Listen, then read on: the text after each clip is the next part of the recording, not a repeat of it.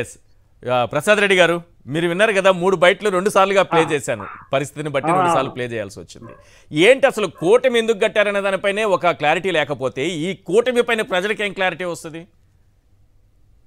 అంటే కూటమి కట్టడానికి 2 తెలుగు రాష్ట్రాల్లోనే కాకుండా దక్షిణాది రాష్ట్రాలలో దొరికిన పార్టీనల్లా చేర్చుకోవడము దొరికిన వ్యక్తులందరినీ చేర్చుకోవడం మనం చూడవచ్చు. అంటే దక్షిణాది గోగ్రహణం చేయాలని బీజేపీ నిర్ణయించింది. ఏదో సౌత్ మిషన్ అని లేకపోతే దక్షిణ గోగ్రహణం అని చేసి దక్షిణాది రాష్ట్రాలు 5 రాష్ట్రాల్లో బలాన్ని పెంచుకోవాలని చూస్తున్నది. మోడీ హవా వింధ్య పర్వతాలనే కాకుండా యువతలు కూడా చాలా ఎక్కువగా ఉన్నదని నిరూపించాలని నిర్ణయించుకున్నారు. 370 సీట్లు సంపాదించాలని మోడీ ఇచ్చిన పిలుపు ప్లస్ ఎన్డీఏకి 400 సీట్లు పైగా రావాలన్న పిలుపు వల్ల వారికి ఏదో అల్టీరియర్ మోటివ్ ఏదో ఉన్నట్టుంది. అంటే రాజ్యాంగంలో మార్పులు చేయాలి, మొత్తము కాన్స్టిట్యూషన్ తిరగరాయాలని ఏమైనా ఆలోచనలు ఉన్నాయో లేదో తెలియదు, కానీ చాలా పట్టుదలతో కృషి చేస్తున్నారు. కానీ ఈ పట్టుదల ఉపయోగకరం అని నేను అనుకోవట్లేదండి. ఎందుకంటే 2 తెలుగు రాష్ట్రాల్లో కానీ ఇప్పుడు కర్ణాటకలో గాలి జనార్దన్ రెడ్డిని చేర్చుకున్నారు. ఆయన్ని ఏదో 10-12 సంవత్సరాల పాటు దూరంగా ఉంచారు. అప్పుడు దూరంగా ఉంచడానికి మనం అర్థం చేసుకోవచ్చు. ఇప్పుడు ఎందుకు చేర్చుకున్నారు అంటే బీజేపీ అంత బలహీనంగా ఉందా, ఎందుకు చేర్చుకున్నారు? అలాగే 2014 నుంచి ఆంధ్రప్రదేశ్ లో బీజేపీ బలపడుతున్న సూచనలు కనిపిస్తున్నాయని మేడం గారు చెప్పారు. మాకైతే ఏం సూచనలు కనిపించట్లేదు. 2014లో లేదు, 2019లో లేదు, 2024లో కూడా ఉండే అవకాశం బలం లేకపోతే చంద్రబాబు ఎందుకు సార్ వెంపర్లాడి మరి పొత్తు పెట్టుకుంటారు? ఏం ఆశించి పెట్టుకున్నారు అనుకోవాలి? అప్పుడు అదే మార్జినల్ ఇంప్రూవ్మెంట్ ఏదో ఉంటే ఉండవచ్చు, కానీ డ్రమాటిక్ ఇంప్రూవ్మెంట్ లేదు. అలాగే తెలుగు రాష్ట్రాల్లో 2 తెలుగు రాష్ట్రాలు తెలంగాణలో కూడా బీజేపీ పరిస్థితి అలాగే ఉంది. 2023 ఎన్నికల్లో ఏదో ఘనకార్యం సాధిస్తామని చెప్పారు, కానీ సాధించలేకపోయారు. సీట్లు కొద్దిగా 8కి పెరిగాయి, 1 నుంచి 8 పెరిగాయి కాబట్టి డ్రమాటిక్ ఇంప్రూవ్మెంట్ అనుకోవచ్చు. ఓట్ల శాతం రెట్టింపైంది, కానీ అధికారంలో రావాలనుకున్న పార్టీకి 14% ఓట్లు వస్తే ఎట్లా? సాధ్యం కాదు కదా. నేను అనుకోవటం ఈశ్వర్ గారు, ఆంధ్రప్రదేశ్ లో కూటమితో పొత్తు పెట్టుకోవడానికి కారణం ఏమిటంటే బీజేపీ తెలంగాణలో ఏమైనా ప్రయోజనం ఏర్పడుతుందా? తెలంగాణలో ఏంటంటే కాంగ్రెస్ కి గట్టి పోటీ ఇవ్వటానికి కానీ బీఆర్ఎస్ ని వెనక్కి నెట్టేయడానికి కానీ ఉపయోగపడుతుందన్న ఉద్దేశంతో చేశారా అని నాకు అనిపిస్తుంది. అంటే ఇక్కడ తెలంగాణలో తెలుగుదేశం ఓట్లు ప్లస్ పచ్చ మీడియా మద్దతు ప్లస్ ఇంకా అదర్ బెనిఫిట్స్ రావడానికి ఉపయోగపడుతుందనే ఉద్దేశంతో అక్కడ పొత్తు పెట్టుకున్నట్లు నాకు అనిపిస్తున్నది.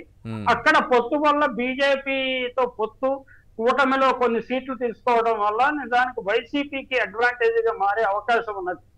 వైసీపీ ప్రపంచనం వీస్తున్నట్టుగా అన్ని సర్వేలు చెప్తున్నాయి. ఈ కూటమి ద్వారా దానిని అడ్డుకునే అవకాశాలు చాలా తక్కువ. చంద్రబాబు నాయుడు కనిపించినట్టు అపర వసుదేవుళ్లాగా కనిపించిన ప్రతి వాడిని పట్టుకోవడం మొదలెట్టాడు. ఆయన పవన్ కళ్యాణ్ పట్టుకున్నాడు, తర్వాత ప్రశాంత్ కిషోర్ ని పట్టుకున్నాడు, తర్వాత కాంగ్రెస్ ని పట్టుకున్నాడు, తర్వాత బీజేపీని పట్టుకున్నాడు, బయట నుంచి సిపిఎం ను కూడా పట్టుకునే అవకాశం ఉన్నది, ప్లస్ లోక్ సత్తా లాంటి మేధావిని పట్టుకున్నాడు. అంటే కనిపించిన ప్రతి వాడి కాళ్ళు పట్టేసుకోవడం మొదలెట్టేశాడు.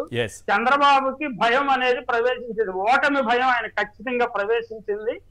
ఈ ఓటమి భయం ప్రవేశించిన చంద్రబాబును ఆదుకోవడం ద్వారా భవిష్యత్తులో 2029 లేక 2034 నాటికి టీడీపీని దిగమింగేయాలన్న దూరాలోచన అనండి.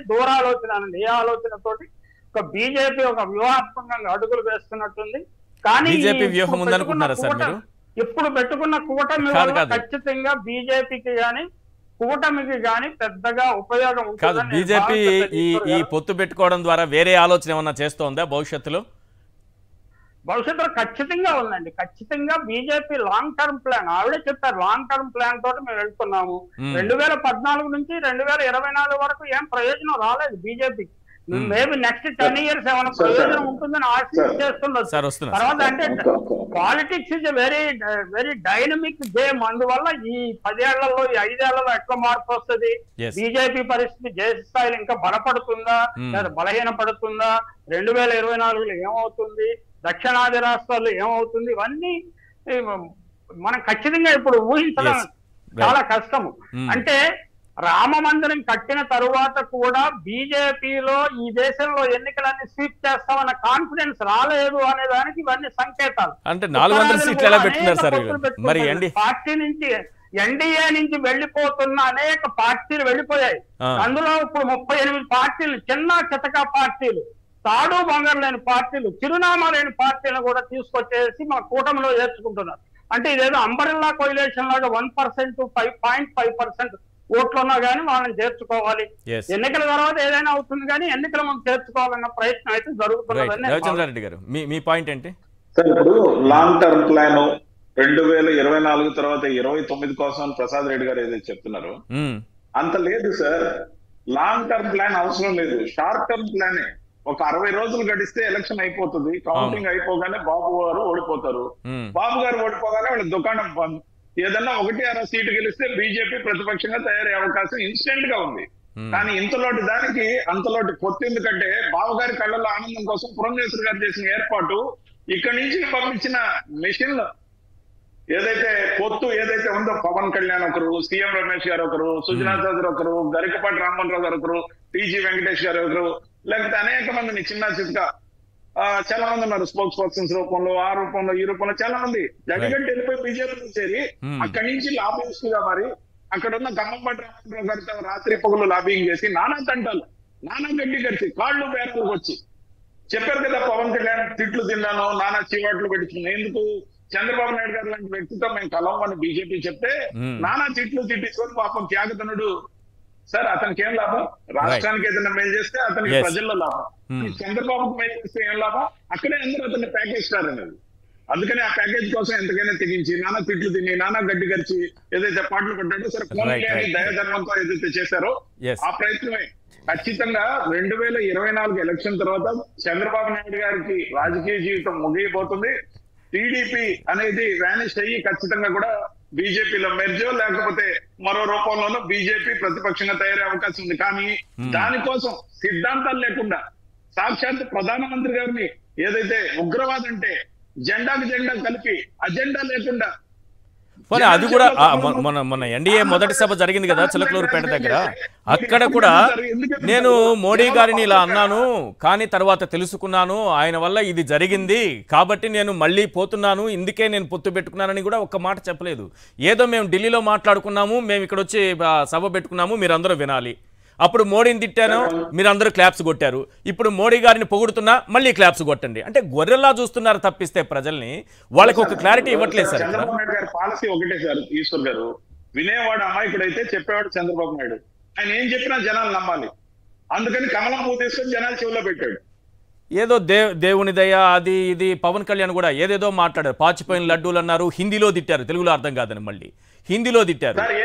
సిగ్గుతో చచ్చిపోవాలి ఎంపీలు అందరూ అన్నారు, ఏవో మాట్లాడారు. ఇప్పుడు దుర్గమ్మ కరుణ ఉంది, ఆయనకి ఆ కరుణ ఉంది, ఈ కరుణ ఉందని ఇప్పుడు చెప్తున్నాడు. అంటే వీళ్ళే తిట్టారు, వీళ్ళే దూషించారు, వీళ్ళే వ్యక్తిగతంగా అన్నారు. మళ్ళీ వీళ్ళ ముగ్గురు కలిసిపోయి ప్రజలకు ఒక క్లారిటీ చెప్పాలి కదా. లేదు మోడీ గారిని అప్పుడు ఆ రోజు అలా అన్నాము, తప్పు చేశాము, అది రాంగ్, ఆయన చాలా గొప్ప నాయకుడు, ఈరోజు దేశం ఈ స్థితిలో ఉందంటే ఆయనే కారణం, మన రాష్ట్రానికి ఆ రోజు నిధులు ఇవ్వలేదని మేము దూషించాము, రాష్ట్రానికి మేలు చేయలేదని దూషించాము, రాష్ట్రానికి హోదా ఇవ్వలేదని దూషించాము, ఇప్పుడు ఇస్తానంటున్నారు, లేదా కొన్ని నిధులు ఇచ్చారు, చాలా అద్భుతంగా డెవలప్ చేశారు ఆంధ్రప్రదేశ్ని, లేకపోతే ప్రత్యేకంగా ఆంధ్రప్రదేశ్ను చూస్తున్నారు, జగన్ సర్కారు అడిగినవన్నీ ఇస్తున్నారు, సో మేము అది గ్రహించలేకపోయాము, తప్పు చేసామని ఒక మాట చెప్పలేదు. తిట్టేది మీరే, కలిసేది మీరే, ఎవడేం చెప్పాల్సిన పని లేదు. ఎలక్షన్ అంటే ఈశ్వర్ ఇంకొక విషయం చెప్పుకోవాలి. చంద్రబాబు నాయుడు గారు ముగ్గురు ఎంపీలు బీజేపీలో చేరిన తర్వాత కూడా ఆయన పార్టీ ఎమ్మెల్యేలు ఎవరు బీజేపీ పార్టీలో చేరకపోవడానికి ఏంటి కారణం అంటే, అది బీజేపీ చేతగానితనం అనుకోవాలా, లేకపోతే చంద్రబాబు రాజకీయ చాణక్యం అనుకోవాలా. ఏదైనా ఈ ప్రొటెక్ట్ హిస్ ఫ్లాక్, ఆయన రక్షించుకోగలిగాడు. బీజేపీ వాడిని ఆకర్షించలేకపోయింది. రవిచంద్రారెడ్డి గారు ఏం చెప్తున్నారంటే 2024 ఎన్నికల తర్వాత చంద్రబాబు నాయుడు అనేవాడు ఉండడు, ఆ పార్టీ నశించిపోతుందని. నేను అలా అనుకోవట్లేదండి. ఆయన ఉన్నా లేకపోయినా ఆయన పార్టీ ఉంటుంది. ఆయన రిప్రజెంట్ చేసే సోషల్ ఫోర్సెస్ చాలా పవర్ఫుల్ అయిన ఫోర్సెస్, అవి బీజేపీ వైపు మళ్ళీపోతాయని బీజేపీ వాళ్ళు భ్రమంలో ఉన్నారనేది ఖచ్చితంగా కానీ ఒక పొలిటికల్ సర్కిల్లో ఒక చర్చ అయితే ఉంది సార్ ప్రతిపక్షంగా ప్రసాద్ కానీ రెడ్డి గారు. అధికార పక్షంలో కానీ ఉంటాయని నేను నమ్ముతున్నాను.